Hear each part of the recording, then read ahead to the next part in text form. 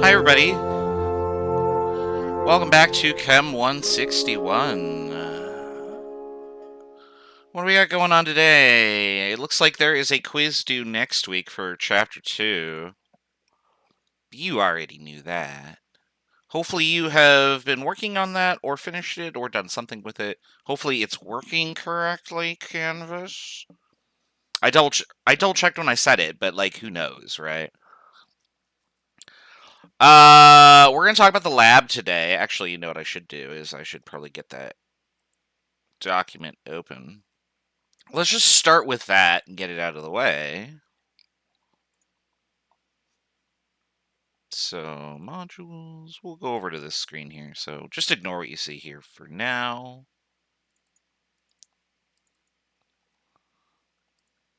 We'll go like this. So, lab number 2, which will be due next week, is relevant to the material that we studied yesterday about empirical formulas and stuff like that. But it's also going to use stuff that we talk about today, which is titration, molarity, etc. So let me just click on this document here. And we actually don't need any of this stuff. Let's just do this so you can see the document. Oops. There we go. All right, so lab number 2 is 2 parts. The first part, you're going to be determining the empirical formula of some hydrate. A hydrate is just a compound that has water in it.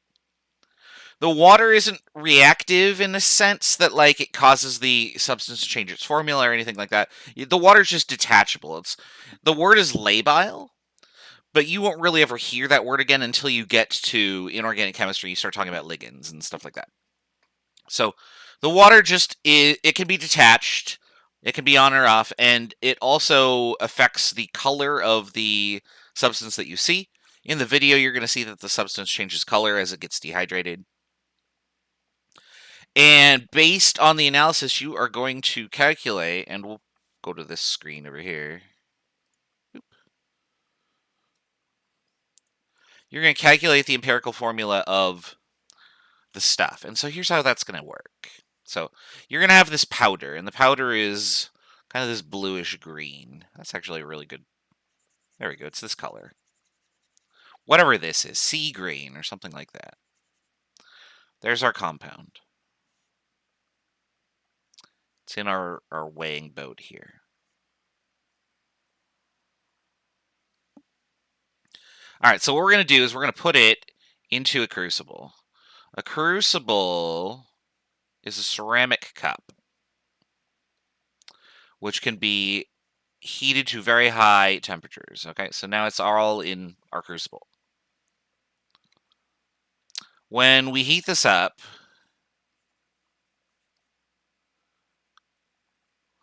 what will happen is water will be boiled off. And what will then remain in the crucible is this sort of brown crystal, this brown tan sort of stuff. Here we go. So then it'll look like, that's not the color I want. That's the color I want. It'll look kind of like this.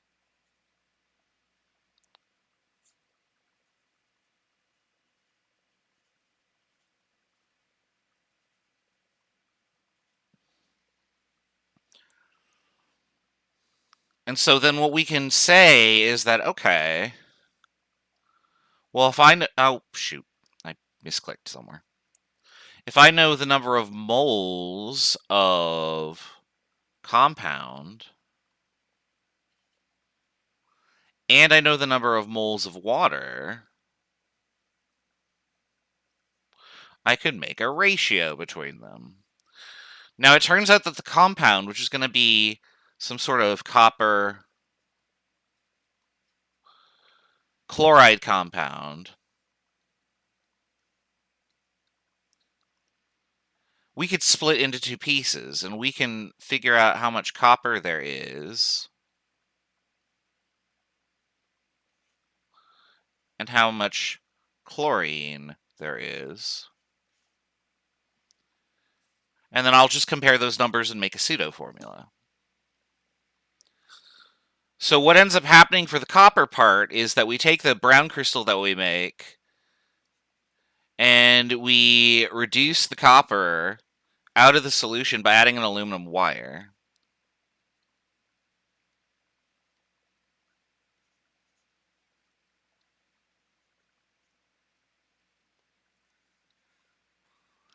And once you've done that, you can then weigh it.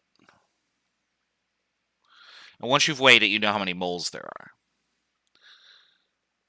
For the water,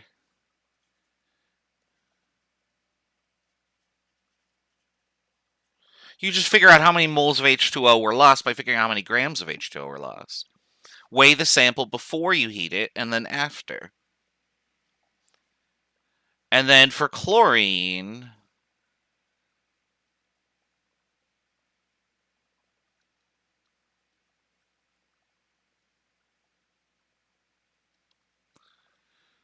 the answer is whatever is left in your sample.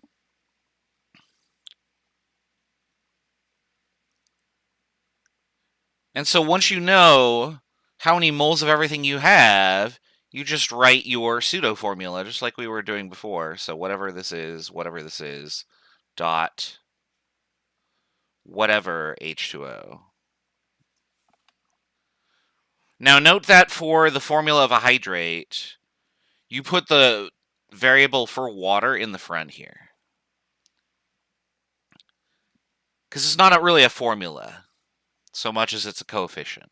There are this many water molecules stuck onto your copper chloride crystal per formula unit. You do that and you should be all set for part A. Part A is quite straightforward given what we talked about yesterday.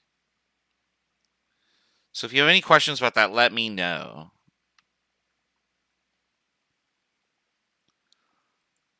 All right, so going back to the document here, here's the video that you're going to be presented with. I think there's a link to this in the on the modules page, which will lead you to a playlist that has this in there. You're going to watch these parts that are indicated right here. And it does go through most of the video. You're free to skip ahead, obviously, but if you want to know, like, oh, how much did the compound weigh initially? You watch that part, and then you can record that information, because they're going to have these data tables down here that you're going to have to record stuff in. So, part A, right here, I have recorded some numbers for you. Oh, I'm thinking of a different experiment. Okay. I guess I have written down all of the numbers here for you, except for...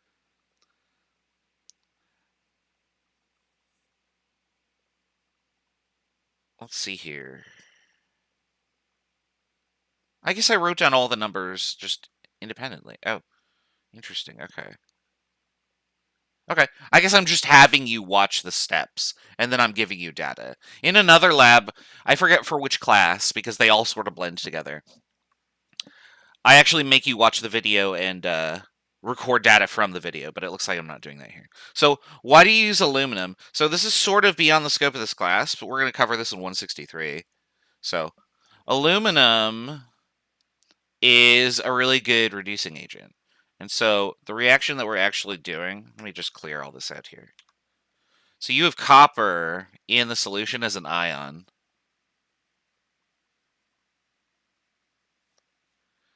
And what you want to do is you want to recover copper metal. So what we do is we add aluminum, and this happens. Now, I see your statement there. I want you to think very carefully about what you suggested. Chlorine gas, first quarter chemistry students. You can't see my expression right now, but I'm shrugging here. Right? I'll just leave it at that. Anyway, if you do this reaction, and this isn't balanced, so I need to... So, if we do this reaction, this is aqueous. And so it's dissolved in the solution. This is a solid. This ends up becoming solid, and as a result, this dissolves in the solution. There's a reason fume hoods exist. Do you trust first quarter students to use the fume hood correctly, though? I don't. We are not making chlorine gas. No, you are not allowed to do that. No mustard gas in the lab.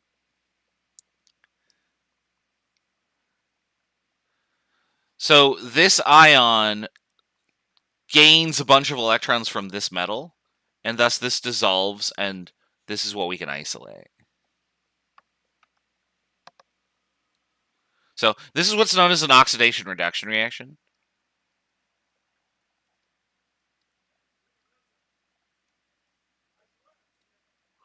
And you're not going to do this type of reaction until you get to 163. Really, the important part to know is that, and we don't really talk about this much, I guess it's sort of assumed, but anything that is a metal that has no charge will be a solid, and anything that is a metal with a ionic charge can never be solid. You cannot make solid copper 2+, because all of the ions would repel.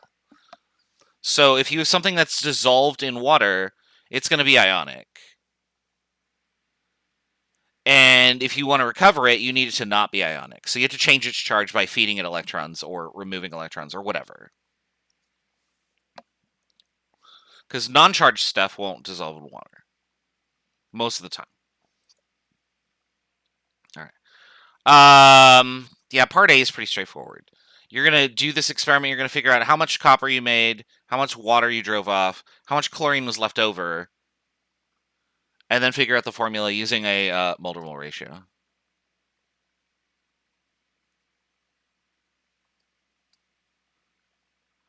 Was the first step when you drove off water making the aqueous solution a powdered solid? They're both solids to start, actually. So you're going to heat... Well, you are not going to, because unfortunately we don't get to go in the lab. What's going to happen is the green solid is going to be heated gently, and then water will be evaporated from the solid. Excuse me. You don't really melt or dissolve the solid because there's not enough water in the sample for that to happen. But it will, like, bubble a little bit. And if you heat it too much, you actually decompose the solid. So they'll show you how to do it in the video. In part B, what is going to happen is you're going to do a titration using concentration. We're going to talk about concentration later today, but I'm going to give you the short version now just in case that we don't get through it. So in a titration, what you do is you take your burette and you add, well, very thin burette apparently. You add controlled amounts of liquid with known concentration to a flask that has other stuff in it.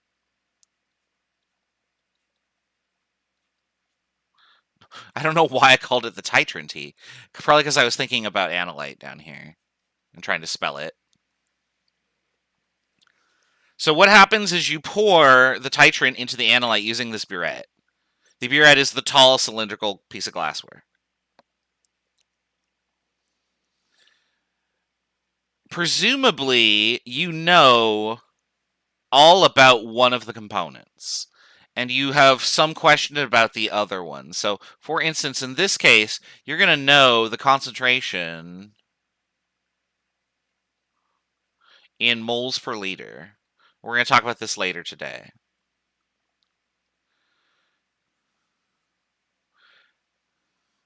And as you use it, you're going to consume some volume of it.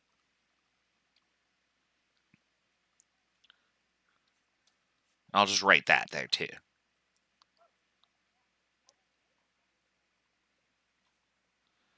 If I put these two pieces together, what I can learn is that if I take concentration times volume,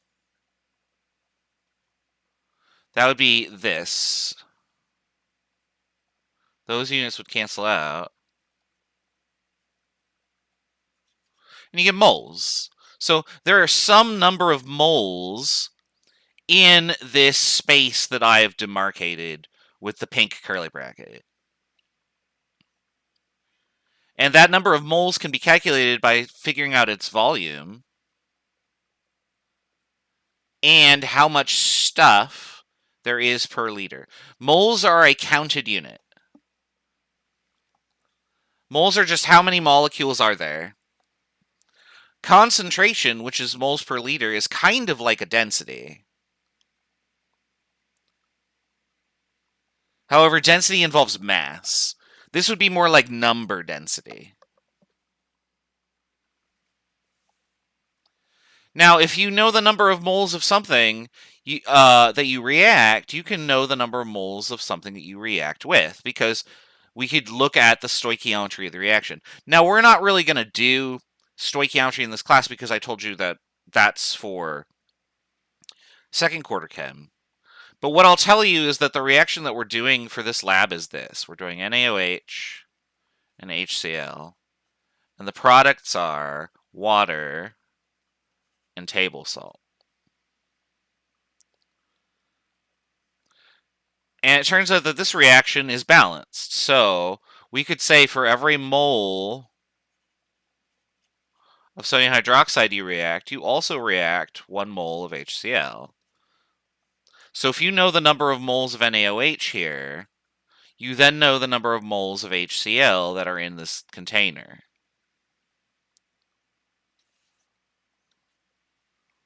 And if you know how much you put into the container, you would then know the molarity.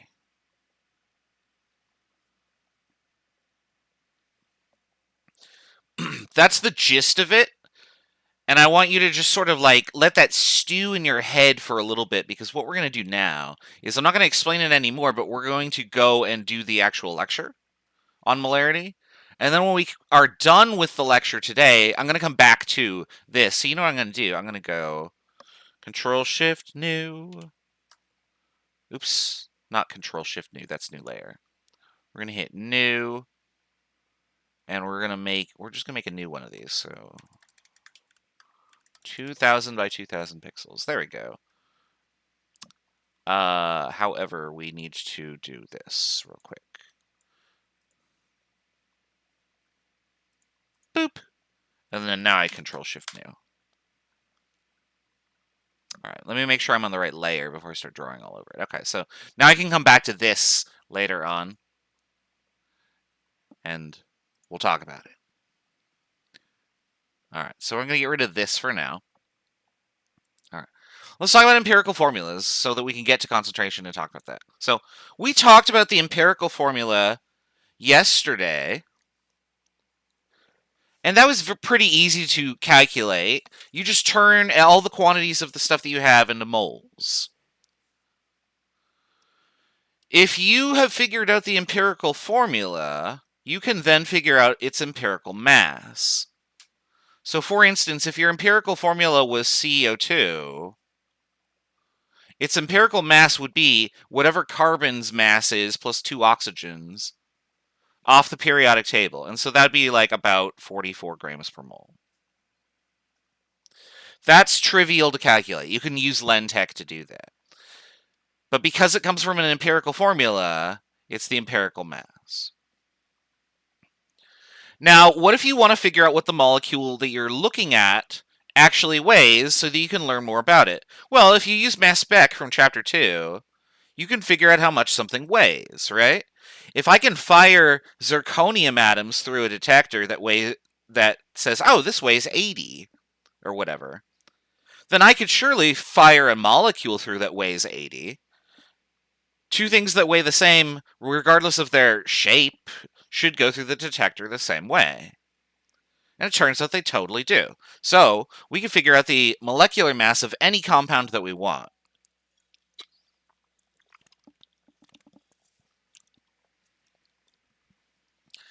If I look at the molecular mass and the empirical mass together,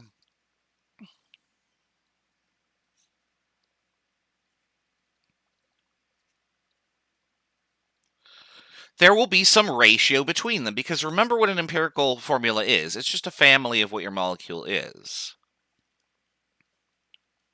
So presumably, if this was my empirical formula, my molecular formula would be one of these options. And if this, for example, was my molecular formula, then the ratio of the masses between these two would just be whatever number I multiplied to get that, right? So in this specific case, this would be 3. Well, if I multiply the top formula to get the bottom formula by 3, then if I took the masses of those and divided them, I should get 3 again, right? We're going to call this the multiplier.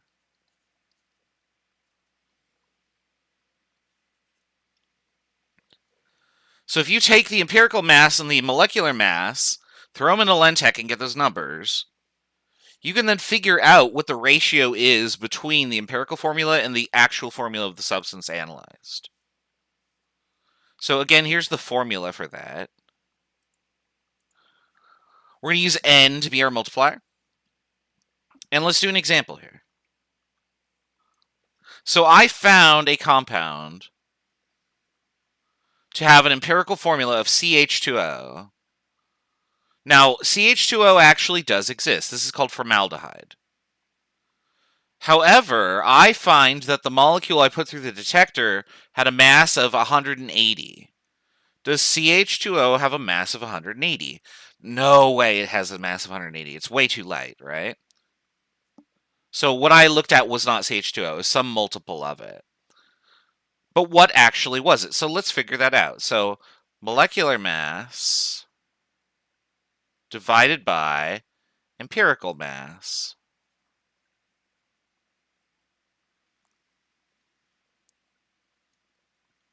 And so the molecular mass is 180 AMU. But what is the empirical mass? So that's just whatever formaldehyde is. So we can type that into LenTech. I'm just going to type it in the calculator real quick.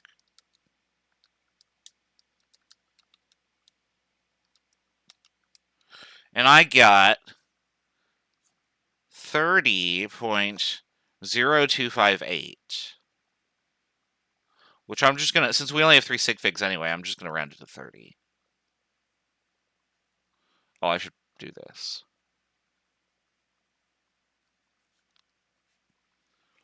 Those units cancel. And what's the multiplier? Well, 180 divided by 30 is 6. We don't really need these numbers because we're trying to round to the nearest integer anyway.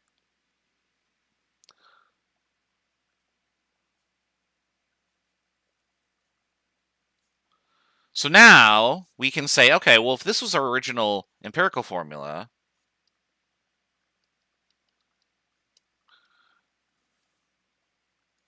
and my multiplier is 6, I'm going to multiply each of the atoms in there by 6. So this gets multiplied by 6, this gets multiplied by 6, this gets multiplied by 6. And I would get C, 1 times 6 is 6. H, 2 times 6 is 12. O, 1 times 6 is 6. And this must be my molecular formula.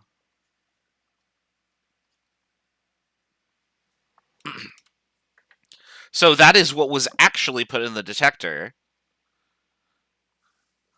when the empirical formula for this compound was calculated.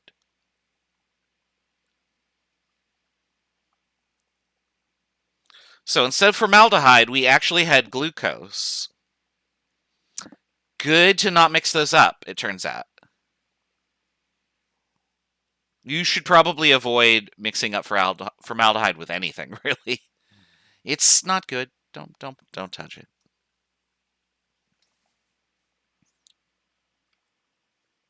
All right. Let's do another example here.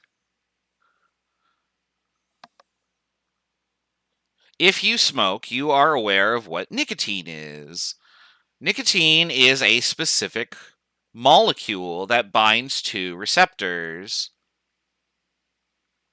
and has some formula to it. We don't know what the formula quite is at this point, so we're going to just give you a mass percentage here, and we're going to try and figure out the formula. Now, I have obfuscated the molar mass here in our data. So this is actually a really challenging problem, so we're going to do this one together just to show you like how crazy some of these problems can get. So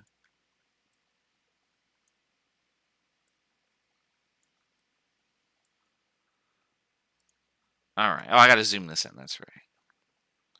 And I don't want white ink for my pen because that would not show up super well. There we go. That's not what I wanted. There we go. Okay. So whenever we have percent composition, remember that the first thing you want to do is assume a 100-gram sample, right? So in 100 grams of nicotine, which is a lot of nicotine, do not ingest 100 grams of nicotine. You would just you would explode. Is what I would say.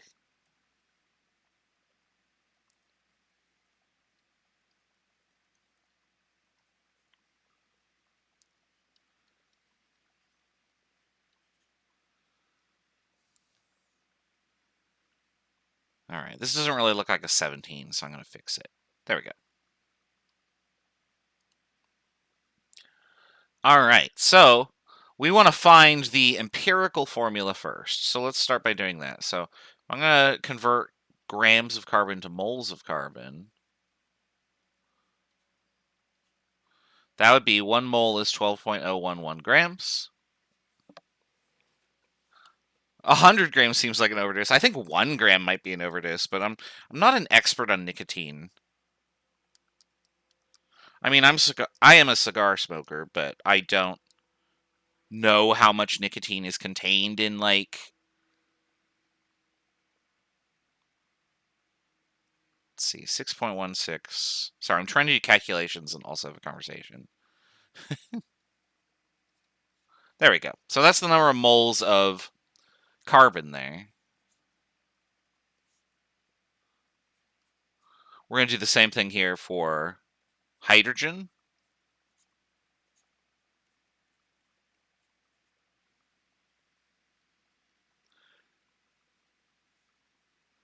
Is there any evidence to suggest that you would literally explode if you ingested? No. I think the only thing that you would literally explode if you ingested would be like TNT with the fuse. Like, nothing is going to literally explode you.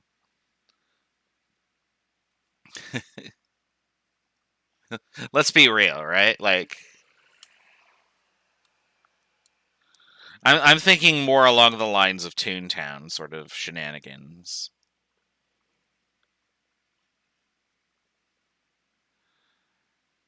I got 8.642 for this one.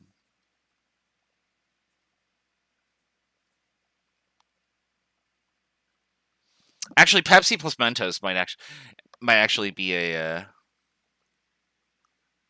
that could be bad, yeah.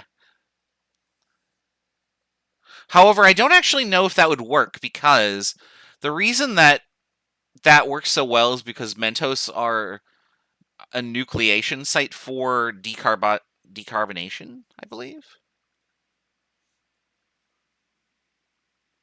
And if the Mentos is in your stomach, then you basically start dissolving the Mentos. And I don't know what actually would happen there now that I think about that.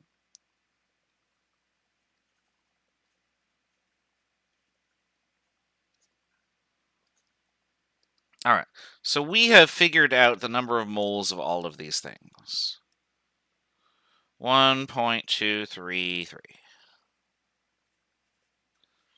And so now we can make the pseudo formula. So let's do that. C 6.163, H 8.642, N 1.233. Then we want to divide by the smallest number. That's this guy right here.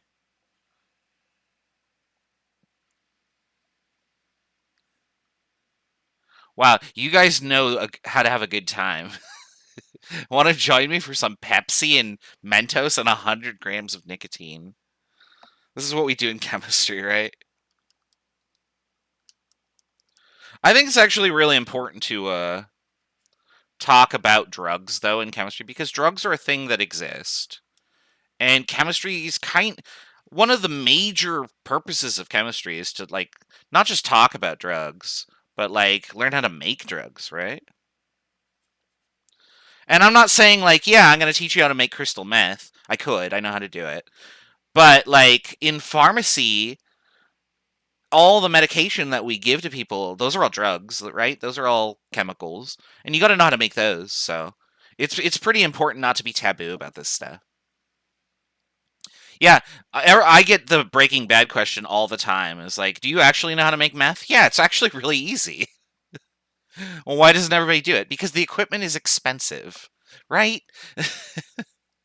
Also, the waste products are gross. Like you've seen the fumes coming out of the chimney from the reaction. You get a lot of like yuck side products that are toxic. But that's true of most chemical reactions, to be fair. All right, so all of that we have done. Where's my cursor? There it is. Oh, my tablet stopped responding. Hold on. That's what went on. I gotta unplug the tablet and plug the tablet back in. It's like, why is my cursor not working? There we go. So this is the empirical formula of nicotine. We'll label that. Oops. Oh, great. My tablet is not working as intended. Hold on. Oh, I hate everything.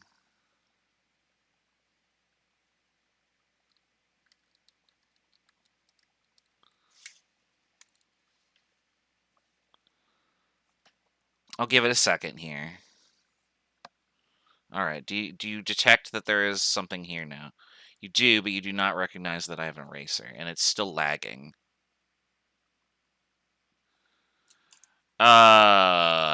Give me a second. Here's what we'll do.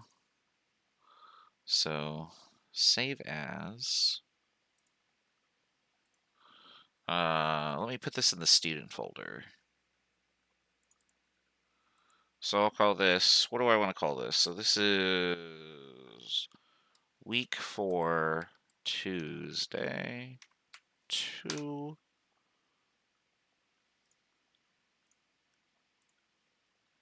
Sorry, technical difficulties here. That's not where I want to save that. That's some other folder where the default template is. I don't want that. All right, and then I got to close Photoshop, so this is just going to go poof real quick.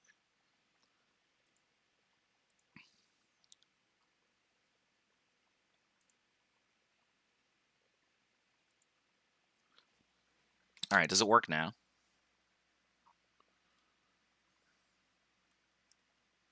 I can't tell because it's zoomed way out here.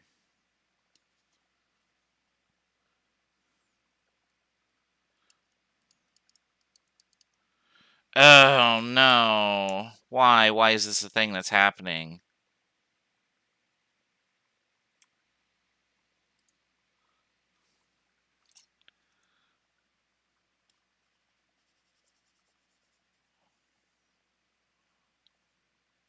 So, now I can't undo or anything like this. So, here's what we're going to do. I'm going to finish this problem.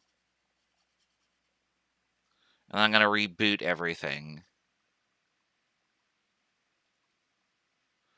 That's probably what I'm going to have to do. Yeah, the problem is that when I put the pen down and start drawing, it doesn't respond right away. So if I'm writing my name, like it's screwed up. So okay. Technical difficulties. So I'm going to go like this. The stream's going to go offline and it will come back in 5 minutes. If you're in the Discord, I will post a message saying that, hey, the stream's back online. In fact, what you can do is let's just put it right here. Take your 10-minute break now, and the stream will come back around 12:45. Okay, so I'll see you then. I'm going to hit the button and go offline.